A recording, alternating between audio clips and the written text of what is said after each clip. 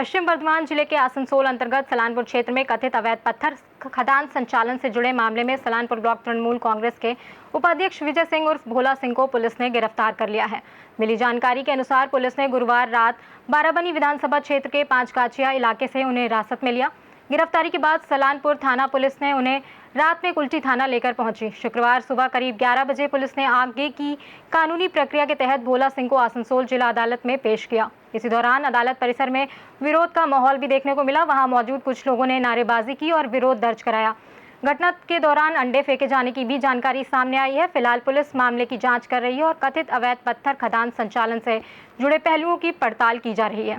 ये कोर्ट चत्वर मध्य भितरेই কিন্তু যেটা আগেও অন্য এক জায়গায় দেখা যাচ্ছে যে ডিম ছোড়াছুড়ি, এবার দেখা হলো কিন্তু কোর্টের ভিতরেই কিন্তু ডিম ছোড়া হচ্ছে। এই বিষয় নিয়ে আপনার কি রায়? না, এটা কয়েকদিন ধরে এই ট্রেন্ডটা আমি দেখছি। গতকাল আলিপুর জাজেস কোর্টে এই ঘটনাটা দেখলাম, এখানেও এটা দেখলাম।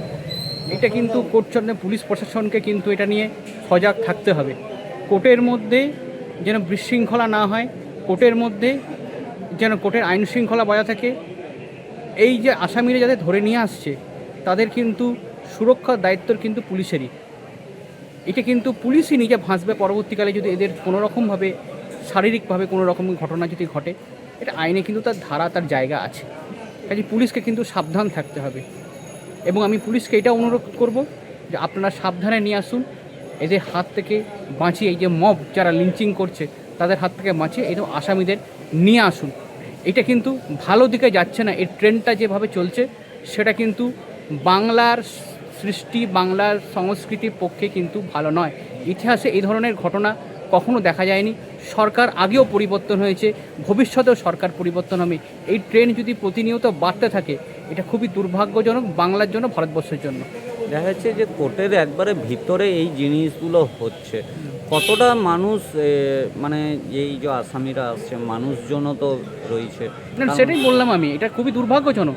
পুলিশ প্রশাসনকে তার জন্য যদি কেন্দ্রীয় বাহিনী দেওয়া হয়, কোনো রকম যদি তাদের যদি জাজের কাছে কোনো রকম অর্ডার যদি প্রয়োজন হয় সেটা নিয়ে এইটাকে সাবধানে থাকতে হবে এবং পুলিশ প্রশাসনকে কিন্তু সাবধান ব্যবস্থা করতে হবে। যে কোনো আসামিকে, শুধুমাত্র যে এই যে ডিম তো ছড়া হচ্ছে বা এখানে অনেক আসামি অনেক ধরনের কাজে আসে, তাদের কিন্তু সুরক্ষার ব্যাপার আছে, উকিলবাবুদেরও সুরক্ষার একটা ব্যাপার আছে।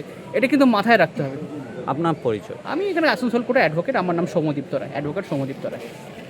ঠিক আছে, বহুত অত্যাচারিত হয়েছি সময়ে। এখন হয়তো আমাকে অনেকে চিনতে পারবে না, কিন্তু যারা পুরনো কর্মী, আজকে ভোলা সিং তো অ্যারেস্ট হয়েছে জানি। আমি নিজেই একটা কোর্টের একটা নিজের পাসপোর্ট ভেরিফিকেশনের ডেট ছিল বলে আমি এসেছি। এখন শুনতে পেলাম যে অপরাধীরা এখন জেলে। খুশি হচ্ছে শুনে।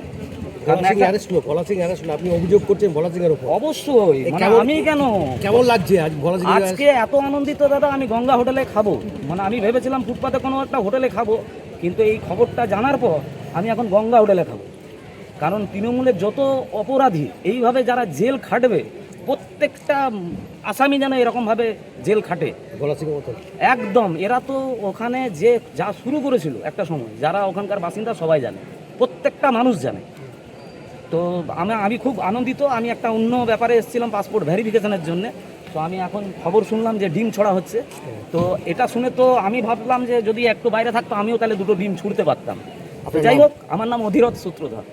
कुल्टी से सी न्यूज संवाददाता मनोज नियोगी की रिपोर्ट। फिलहाल इस मामले में जांच जारी है और पुलिस सभी पहलुओं को ध्यान में रखते हुए कार्रवाई कर रही है।